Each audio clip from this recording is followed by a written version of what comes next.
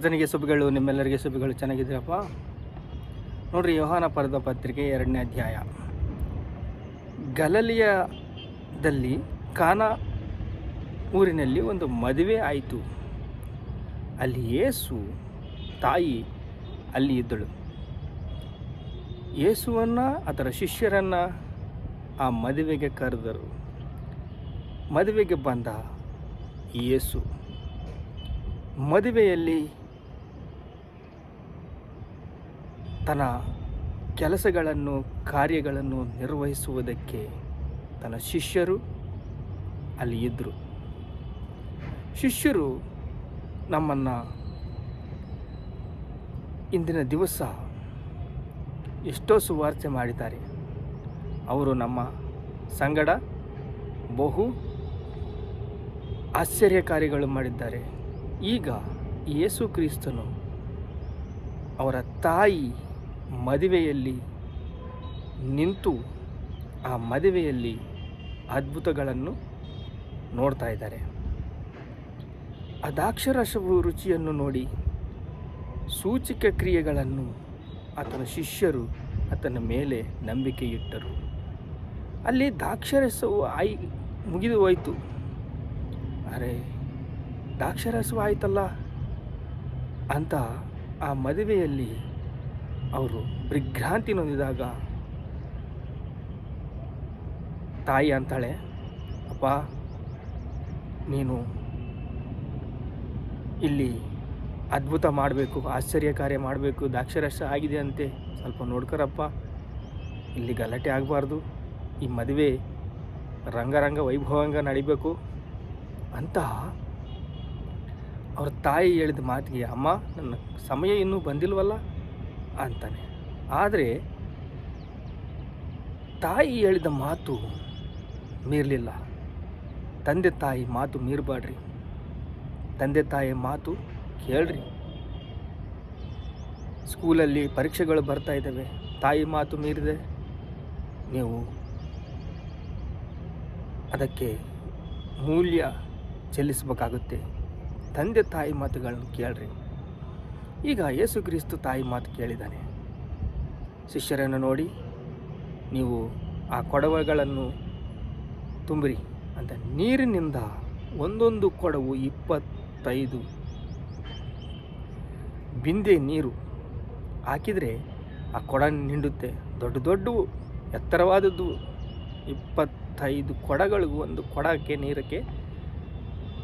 ಅಂದರೆ ಅಷ್ಟು ದ್ರಾಕ್ಷಾರಸವು, ಅಷ್ಟು ಜನಭರಿತವಾದ ಜನ, ಆಶ್ಚರ್ಯಕಾರ ಕಾರ್ಯ, ಅದ್ಭುತ ಕಾರ್ಯ, ಸಂತೋಷ, ಸಮಾಧಾನ. ಮದುವೆ ಅಂದರೆ ಹೆಂಗಿರುತ್ತೆ ನಮಗೆ ನೋಡ್ರಿ. ಯೇಸು ಕ್ರಿಸ್ತನು ಪ್ರಕಾಶಿಸ್ತಿದ್ದಾನೆ. ಯೇಸು ಕ್ರಿಸ್ತನು ನಮಗೆ ಸದುತ್ತರವನ್ನು ಕೊಡ್ತಾ ಇದ್ದಾನೆ. ಯೇಸು ಕ್ರಿಸ್ತನು ನಮ್ಮ ಮೇಲೆ ಕೃಪೆ ತೋರಿಸ್ತಾ ಇದ್ದಾನೆ. 7 ಬಾನಿಗಳು ತುಂಬಿಸ್ಬಿಟ್ರು. ನೀರನ್ನು ರುಚಿ ಮಾಡಿ ನೋಡಿ ಸೂಚಿಕೆ ಕ್ರಿಯೆ ಆತನ ಶಿಷ್ಯರು ಆತನ ಮೇಲೆ ನಂಬಿಕೆ ಇಟ್ಟರು. ಆ ನೀರು ತಗೊಂಡೋಗಿ ಹಂಚ್ರಿ ಅಂತಂದು ಹೇಳ್ತಾನೆ. ದ್ರಾಕ್ಷಾರಸವಾಗಿ ಮಾರ್ಪಡಿಸಿಬಿಡ್ತು. ಒಬ್ಬ ಪಾಪಿಷ್ಟಿ ಮನುಷ್ಯನು ಒಂದು ಪುಣ್ಯ ಕಾರ್ಯಕ್ಕೆ ಮಾರ್ಪಡಿಸಬೇಕು ಅಂದರೆ ಅದು ಯೇಸು ಕ್ರಿಸ್ತನಿಂದಲೇ ಸಾಧ್ಯ, ಸೃಷ್ಟಿಕರ್ತನಿಂದಲೇ ಸಾಧ್ಯ. ಹೇಗೆ? ಅವರ ಪರಿಶುದ್ಧವಾದ ರಕ್ತ. ಪಾಪವಿಲ್ಲದವನು, ಪಾಪಿ ಇದ್ದವನಿಗೆ ಮಹಿಮೆಯಿಂದ, ಕೃಪೆಯಿಂದ ಇಸ್ ಅಂತ ಮಾಡಲಿಲ್ಲ, ಟಚ್ ಅಂತ ಮಾಡಲಿಲ್ಲ. ಯೇಸು ಕ್ರಿಸ್ತನು ಪ್ರಾಣ ಕೊಟ್ಟಿದ್ದಾನೆ.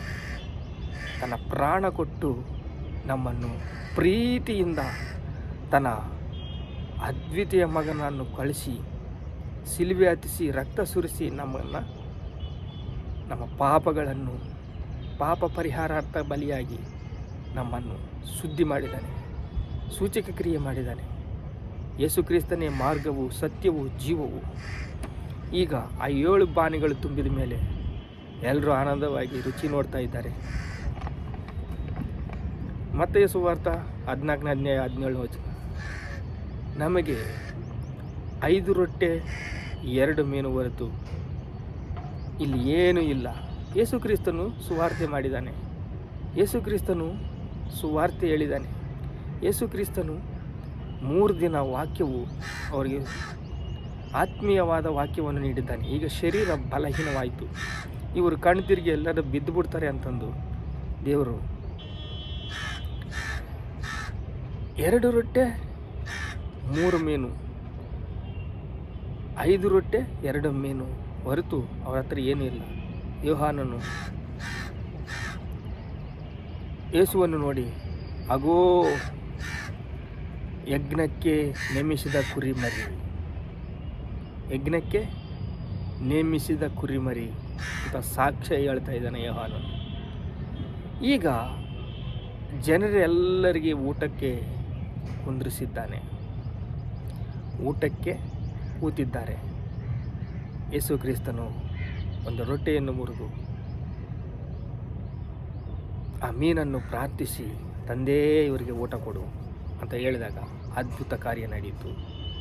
5,000 ಪುರುಷರು ಊಟ ಮಾಡಿದ್ದಾರೆ, ಇನ್ನೂ 12 ಪುಟ್ಟಿಗಳು ತುಂಬಿದ್ದಾರೆ.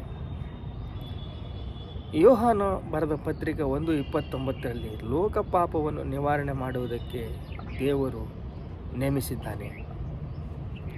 ಲೋಕ ಪಾಪವು ನಿವಾರಣೆ ಮಾಡುವುದಕ್ಕೆ ನೇಮಿಸಿದ್ದಾನೆ. ಶಿಲುಬೆ ಹತ್ತಿ ರಕ್ತ ಸುರಿಸಿ ನಮ್ಮನ್ನೆಲ್ಲ ಅದ್ಭುತ ಮಾಡಿ ಆಶ್ಚರ್ಯ ಕಾರ್ಯ ಮಾಡಿ, ಯೇಸು ಅಂದ್ರೇ ಅದ್ಭುತ ಕಾರ್ಯಗಳು, ಆಶ್ಚರ್ಯ ಕಾರ್ಯಗಳು. ನೋಡ್ರಿ, ಆರೋಗ್ಯ ಚೆನ್ನಾಗಿಲ್ವಾ, ಆರ್ಥಿಕ ವ್ಯವಸ್ಥೆ ಚೆನ್ನಾಗಿಲ್ವಾ, ಕುಟುಂಬ ವ್ಯವಸ್ಥೆ ಚೆನ್ನಾಗಿಲ್ವಾ, ಎಲ್ಲ ಹೋಯ್ತು, ಎಲ್ಲ ಮಾರಿಬಿಟ್ಟೆ, ನನಗೆ ಯಾರೂ ದಿಕ್ಕಿಲ್ಲ, ನನ್ನ ಕುಟುಂಬದಲ್ಲಿ ಇನ್ನೇನು ಯಾರು ನೋಡ್ತಾರೆ ನನ್ನ ಕುಟುಂಬನ, ನಾನು ಸಾಯೋದೇ ಮೇಲು ಅಂತ ಅಂದ್ಕೊಳ್ತಿದ್ದೀಯಾ? ಯೇಸು ಕ್ರಿಸ್ತನ ನೆನೆಸ್ಕೊ, ಪ್ರಾರ್ಥನೆ ಮಾಡು, ಬಾ ನನಗೆ ಒಂದು ಅವಕಾಶ ಕೊಡು, ನಾನು ನೀತಿವಂತನಾಗಿ ಬಾಳಬೇಕು, ನನ್ನ ಪಾಪಗಳನ್ನು ಪರಿಹರಿಸಿದೆಯಂತೆ, ಶಿಲುಬೆ ಹತ್ತಿದೆಯಂತೆ, ರಕ್ತ ಸುರಿಸಿದೆಯಂತ ಅಂತ ಒಂದು ದಿನ ಕಣ್ಣೀರು ಸುರಿಸಿ ನೀವು ಪ್ರಾರ್ಥನೆ ಮಾಡಿದರೆ, ನಿಮ್ಮ ಪಾಪಗಳು ಅರಿಕೆ ಮಾಡಿಕೊಂಡ್ರೆ ನಿಮ್ಮ ಪಾಪಗಳು ಇಲ್ಲಿ ನೋಡ್ರಿ, ಅಯ್ಯ ಪೌಲನು ಶೀಲ ಸುವಾರ್ತೆ ಹೇಳ್ತಾ ಇದ್ದಾರೆ. ಸುವಾರ್ತೆ ಹೇಳಿದಾಗ ಆ ಸೆರಸಾಲದ ಬುನಾದಿಗಳು ಅದಿರ್ಬಿಟ್ಟು ಪುನಃ ಅದು ಭೂಕಂಪ ಬಂದಿತ್ತು. ಆಗ ಸೆರಸಾಲ ಅಧಿಪತಿ ನಾನು ಸಾಯೋದೇ ಮೇಲು ಅಂತ ಏನು ಮಾಡ್ತಾ ಇದ್ದಾನೆ, ನಾನು ಸಾಯೋದೇ ಮೇಲು ಅಂತ ತನ್ನ ಸಾಯಿಸ್ಕೊಳ್ತಾ ಇದ್ದಾಗ, ತಡಿ ಅಧಿಪತಿ ತಡಿ, ನಾವೆಲ್ಲ ಇಲ್ಲೇ ಇದ್ದೇವೆ ಅಂತ ಹೇಳಿ, ಅಪ್ಪ ನಾನು ರಕ್ಷಣೆ ಹೊಂದಬೇಕಂದ್ರೆ ಏನು ಮಾಡಬೇಕು ಅಮ್ಮ, ನನಗೆ ಮಾರ್ಗವನ್ನು ತೋರಿಸು ಅಂತ ಹೇಳ್ತಾ ಇದ್ದೀರಾ.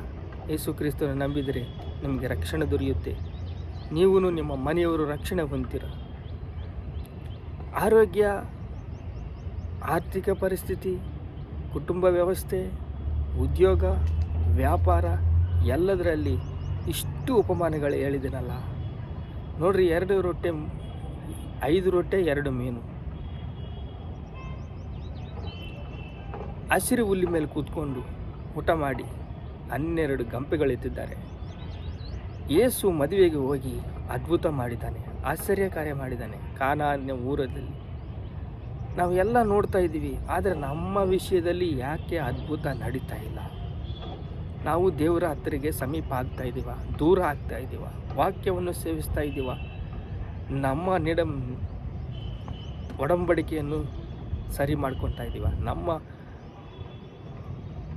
ಕೆಲಸಗಳು ಮಾಡ್ತಾ ಇದ್ದೀವ, ಪಾಪಕ್ಕೆ ದಾಸರಾಗ್ತಾ ಇದ್ದೀವ, ಪಾಪದ ಮೇಲೆ ಇನ್ನೂ ಮೋಹ, ಇನ್ನೂ ಹೆಚ್ಚಾಗಿ ಪಾಪ ಮಾಡಬೇಕಂತ ಸಾಲ ಹೆಚ್ಚಾದರೆ ಏನಾಗುತ್ತೆ, ನಿಮ್ಮ ಮಕ್ಕಳ ಮೇಲೆ ಬೀಳುತ್ತೆ. ಹಾಗೆ ನೀವು ನಿಮ್ಮ ಪಾಪಗಳನ್ನು ಬಯಸಿದರೆ, ನಿಮ್ಮ ಪಾಪಗಳನ್ನು ಅರಿಕೆ ಮಾಡಿಕೊಂಡ್ರೆ, ನಿಮ್ಮ ಪಾಪಗಳನ್ನು ನೀವು ಯೇಸು ಕ್ರಿಸ್ತನ ಹತ್ರ ಪಶ್ಚಾತ್ತಾಪಟ್ಟರೆ ನಿಮ್ಮ ಪಾಪಗಳು ಪರಿಹಾರ ಆಗ್ತವೆ. ಹಾಗೆ ಸಾಲ ನಿಮಗೆ ಹೆಚ್ಚಾದಂತೆ, ಪಾಪ ಹೆಚ್ಚಾದರೆ ನಿಮ್ಗೆ ಏನಾಗುತ್ತೆ, ನಿಮ್ಮ ಮೇಲೆ ಭಾರ ಬೀಳುತ್ತೆ. ಅದು ನಿಮ್ಮ ನರಕಕ್ಕೆ ಕರ್ಕೊಂಡು ಹೋಗುತ್ತೆ. ನರಕ ವೇದನೆಯಲ್ಲಿ ಯಾಕೆ ಇರಬೇಕು? ಅದಕ್ಕೆ ಅಪ್ಪ ನಾನು ರಕ್ಷಿಸು, ಅಪ್ಪ ನನ್ನನ್ನು ರಕ್ಷಿಸು, ನನ್ನನ್ನು ರಕ್ಷಿಸು ಅಂತ ಬೇಡ್ಕೊಂಡ್ರೆ ದೇವರು 5 ರೊಟ್ಟೆ 2 ಮೀನು ಹೇಗೆ ಕಾನಾ ಊರಿನಲ್ಲಿ ಹೇಗೆ ಅದ್ಭುತ ಮಾಡಿಸಿದನು ನಮಗಾಗಿ. ಯೋಹಾನನು ನೋಡು, ಆ ಯಜ್ಞ ಕುರಿಮರಿ ನೇಮಿಸಿದನು. ನೋಡ್ರಿ, ಆ ಯಜ್ಞ ಕುರಿಮರಿ ನೇಮಿಸಿದನು. ಲೋಕ ಪಾಪವನ್ನು ನಿವಾರಣೆ ಮಾಡೋದಕ್ಕೆ ಬಂದು ಯೇಸು ನಮ್ಮನ್ನು ರಕ್ಷಿಸ್ತಾನೆ, ಕೃಪೆ ಕೊಡ್ತಾನೆ. ಪ್ರಾರ್ಥನೆ ಮಾಡ್ಕೊಳ್ಳೋ ತಂದೆ ನಿಮಗೆ ಸ್ತೋತ್ರ. ದೀನರನ್ನು ಧೂಳಿಯಿಂದ ಎಬ್ಬಿಸಿದ ತಂದೆ, ಬಡವರನ್ನು ತಿಪ್ಪಿಯಿಂದ ಎತ್ತುವ ತಂದೆ ನಿನಗೆ ಸ್ತೋತ್ರ. ಇದೇ ರಕ್ಷಣಾ ದಿನ, ಇವತ್ತು ಅನುಕೂಲವಾದ ಸಮಯ. ರಕ್ಷಣೆ ಕೊಡು ತಂದೆ. ಸ್ವಾಮಿ, ನಾನು ಪಾಪಿ, ನನ್ನ ಪಾಪಗಳನ್ನು ಬಯಸ್ತಾ ಇದ್ದೀನಿ. ನಿನ್ನ ರಕ್ತದಿಂದ ನನ್ನ ಪಾಪಗಳನ್ನು ತೊಳೆಯಪ್ಪ. ನಿರಾಶೆ ಅಪ್ಪ, ನಿರಾಶೆಯನ್ನು ನಮ್ಮ ಕಣ್ಣೀರು ದುಃಖ ದಿನವನ್ನು ಸಮಾಪ್ತಿ ಮಾಡು, ನಮಗೆ ಸಹಾಯ ಮಾಡು, ನಮ್ಮನ್ನು ರಕ್ಷಿಸು. ನಿನಗೆ ಸ್ತೋತ್ರ ಸ್ತೋತ್ರ ಸ್ತೋತ್ರ. ಘನತೆ ಮಹಿಮೆ ಪ್ರಭಾವಗಳು ನಿಮಗೆ ಚೆಲ್ಲಿಸ್ತಾ ಇದ್ದೀವಿ ತಂದೆ. ಆಮೇಲೆ